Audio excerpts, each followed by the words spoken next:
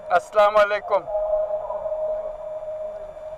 আজকে দেশের নেতৃবৃন্দকে সঙ্গে নিয়ে জাতির যে গুরুত্বপূর্ণ দায়িত্ব পালন করতে আমরা এসেছি, আল্লাহ তার জন্য আমাদের জন্য রহমত বর্ষণ করছেন। আল্লাহর রহমত নিয়ে আমি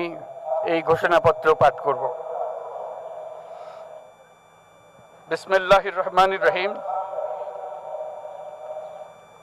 যেহেতু উপনিবেশ বিরোধী লড়াইয়ের সুদীর্ঘকালের ধারাবাহিকতায় এই ভূখণ্ডের মানুষ দীর্ঘ 23 বছর পাকিস্তানের স্বৈরশাসকদের বঞ্চনা ও শোষণের বিরুদ্ধে রুখে দাঁড়িয়েছিল এবং নির্বিচার গণহত্যার বিরুদ্ধে গণপ্রতিরোধ গড়ে 1971 সালে 26শে মার্চ স্বাধীনতা ঘোষণা করে রক্তক্ষয়ী মুক্তিযুদ্ধের মাধ্যমে জাতীয় মুক্তির লক্ষ্যে বাংলাদেশ রাষ্ট্র প্রতিষ্ঠা করেছিল। এবং যেহেতু বাংলাদেশের আপামর জনগণ দীর্ঘ আন্দোলন সংগ্রামের মধ্য দিয়ে এই ভূখণ্ডে স্বাধীনতার ঘোষণাপত্রে বিবৃত সাম্য, মানবিক মর্যাদা, সামাজিক সুবিচারের ভিত্তিতে উদার গণতান্ত্রিক রাষ্ট্র বিনির্মাণের আকাঙ্ক্ষাকে বাস্তবায়নের জন্য সর্বোচ্চ ত্যাগ স্বীকার করেছে, এবং যেহেতু স্বাধীন বাংলাদেশের 1972 সালের সংবিধান প্রণয়ন পদ্ধতি এর কাঠামোগত দুর্বলতা ও অপপ্রয়োগের ফলে স্বাধীনতা পরবর্তী আওয়ামী লীগ সরকার মুক্তিযুদ্ধের জন আকাঙ্ক্ষা পূরণে ব্যর্থ হয়েছিল এবং গণতন্ত্র ও রাষ্ট্রীয় প্রতিষ্ঠানগুলোর কার্যকারিতা ক্ষুণ্ণ করেছিল, এবং যেহেতু স্বাধীনতা পরবর্তী আওয়ামী লীগ সরকার স্বাধীনতার মূল মন্ত্র গণতান্ত্রিক শাসন ব্যবস্থার বিপরীতে বাকশাল নামে সাংবিধানিকভাবে একদলীয় শাসন ব্যবস্থা কায়েম করে এবং মত প্রকাশ ও বিচার বিভাগের স্বাধীনতা হরণ করে, যার প্রতিক্রিয়ায় 1975 সালের 7ই নভেম্বর দেশের সিপাহী জনতার ঐক্যবদ্ধ বিপ্লব সংগঠিত হয় এবং পরবর্তী সময়ে একদলীয় বাকশাল পদ্ধতির পরিবর্তে বহুদলীয় গণতন্ত্র, মত প্রকাশ ও বিচার বিভাগের স্বাধীনতা পুনঃপ্রবর্তনের পথ সুগম হয়। এবং যেহেতু 80-র দশকে সামরিক স্বৈরশাসনের বিরুদ্ধে দীর্ঘ 9 বছর ছাত্র জনতার অবিরাম সংগ্রামের মধ্য দিয়ে 1990 সালে গণ অভ্যুত্থান সংগঠিত হয় এবং 91 সনে পুনরায় সংসদীয় গণতান্ত্রিক শাসন ব্যবস্থার প্রবর্তন করা হয়, এবং যেহেতু দেশি বিদেশি চক্রান্তে সরকার পরিবর্তনের গণতান্ত্রিক প্রক্রিয়া ব্যাহত হওয়ায় 1/11 মতো ষড়যন্ত্রমূলক ব্যবস্থার মাধ্যমে বাংলাদেশে শেখ হাসিনার একচ্ছত্র ক্ষমতা, আধিপত্য এবং ফেসিবাদের পথ সুগম করা হয়। যেহেতু দীর্ঘ 16 বছরের ফেসিবাদী অগণতান্ত্রিক গণবিরোধী শাসন ব্যবস্থা কায়েমের লক্ষ্যে এবং একদলীয় রাষ্ট্র ব্যবস্থা প্রতিষ্ঠার অতি উগ্র বাসনা চরিতার্থ করার অভিপ্রায়ে সংবিধানে অবৈধ অগণতান্ত্রিক পরিবর্তন করা হয়, যার ফলে একদলীয় একচ্ছত্র ক্ষমতা ও আধিপত্য প্রতিষ্ঠার পথ সুগম হয়। এবং যেহেতু শেখ হাসিনার আওয়ামী লীগ সরকারের দুঃশাসন, গুম খুন, আইন বহির্ভূত হত্যাকাণ্ড, মত প্রকাশের স্বাধীনতা হরণ এবং একদলীয় স্বার্থে সংবিধান সংশোধন ও পরিবর্তন বাংলাদেশের সকল রাষ্ট্রীয় সাংবিধানিক প্রতিষ্ঠানসমূহকে ধ্বংস করে, এবং যেহেতু হাসিনা সরকারের আমলে তারই নেতৃত্বে একটি চরম গণবিরোধী, একতান্ত্রিক ও মানবাধিকার হরণকারী শক্তি বাংলাদেশকে একটি ফেসিবাদী, মাফিয়া এবং ব্যর্থ রাষ্ট্রের রূপ দিয়ে আন্তর্জাতিকভাবে বাংলাদেশের ভাবমূর্তি ক্ষুণ্ণ করে, এবং যেহেতু তথাকথিত উন্নয়নের নামে শেখ হাসিনার ফেসিবাদী নেতৃত্বে সীমাহীন দুর্নীতি, ব্যাংক লুট, অর্থ পাচার ও অর্থনৈতিক প্রতিষ্ঠানগুলিকে ধ্বংসের মধ্যে দিয়ে বিগত পতিত দুর্নীতিবাজ আওয়ামী লীগ সরকার বাংলাদেশ ও এর অমিত অর্থনৈতিক সম্ভাবনাকে বিপর্যস্ত করে তোলে এবং পরিবেশ, প্রাণ বৈচিত্র্য ও জলবায়ুকে বিপন্ন করে। এবং যেহেতু শেখ হাসিনার ফ্যাসিস্ট সরকারের বিরুদ্ধে রাজনৈতিক দল, ছাত্র শ্রমিক সংগঠন সহ সমাজের সর্বস্তরের জনগণ গত প্রায় 16 বছর যাবৎ নিরন্তর গণতান্ত্রিক সংগ্রাম করে জেল জুলুম, হামলা মামলা, গুম খুন ও বিচার বহির্ভূত হত্যাকাণ্ডের শিকার হয়। এবং যেহেতু বাংলাদেশে বিদেশি রাষ্ট্রের অন্যায় প্রভুত্ব, শোষণ ও খবরদারিত্বের বিরুদ্ধে এদেশের মানুষের ন্যায়সঙ্গত আন্দোলনকে বহিঃশক্তির তাবেদার আওয়ামী লীগ সরকার নিষ্ঠুর শক্তি প্রয়োগের মাধ্যমে দমন করে। এবং যেহেতু অবৈধভাবে ক্ষমতা অব্যাহত রাখতে আওয়ামী লীগ সরকার 3টি প্রহসনের নির্বাচনে এর জাতীয় সংসদ নির্বাচন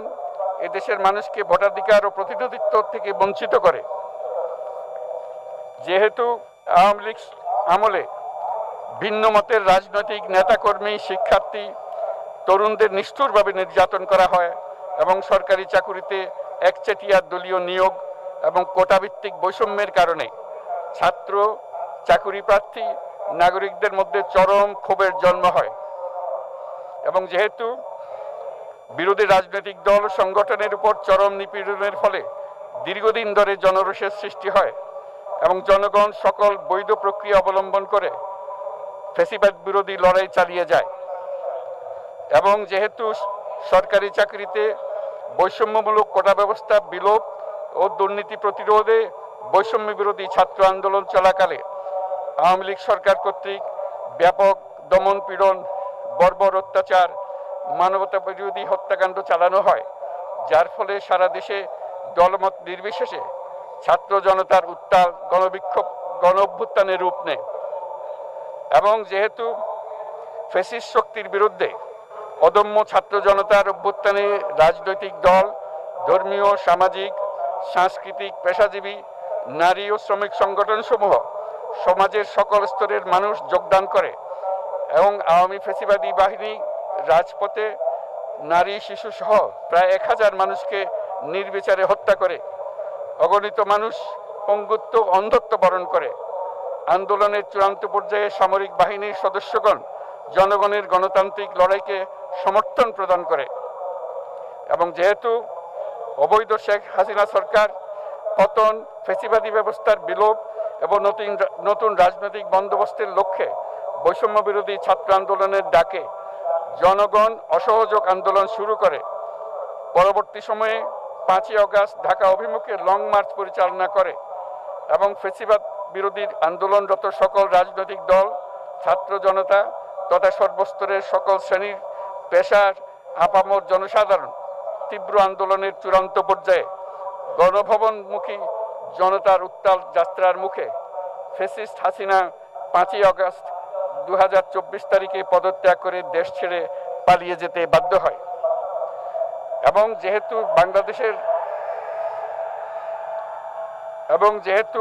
বাংলাদেশের রাজনৈতিক ও সাংবিধানিক সংকট মোকাবেলায় গণ অভ্যুত্থানের মধ্য দিয়ে ব্যক্ত জনগণের সার্বভৌমত্বের প্রত্যয় ও প্রয়োগ রাজনৈতিক ও আইনি উভয় দিক থেকে যুক্তিসঙ্গত, বৈধ ও আন্তর্জাতিকভাবে স্বীকৃত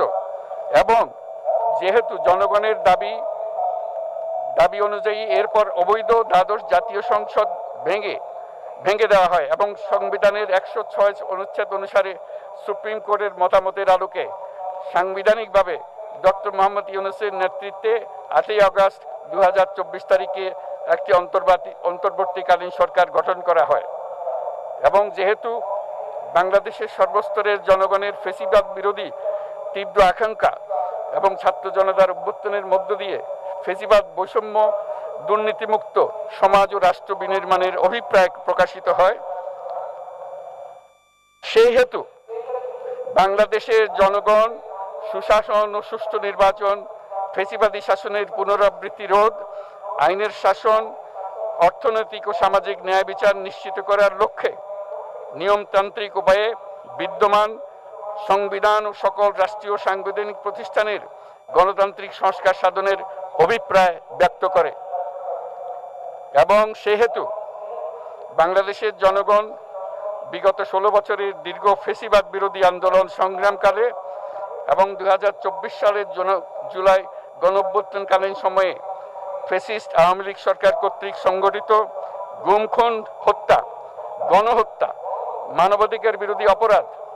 ও সকল ধরনের নির্যাতন, নিপীড়ন ও রাষ্ট্রীয় সম্পত্তি লুণ্ঠনের অপরাধ সমূহের দ্রুত উপযুক্ত বিচারের দৃঢ় অভিপ্রায় ব্যক্ত করছে।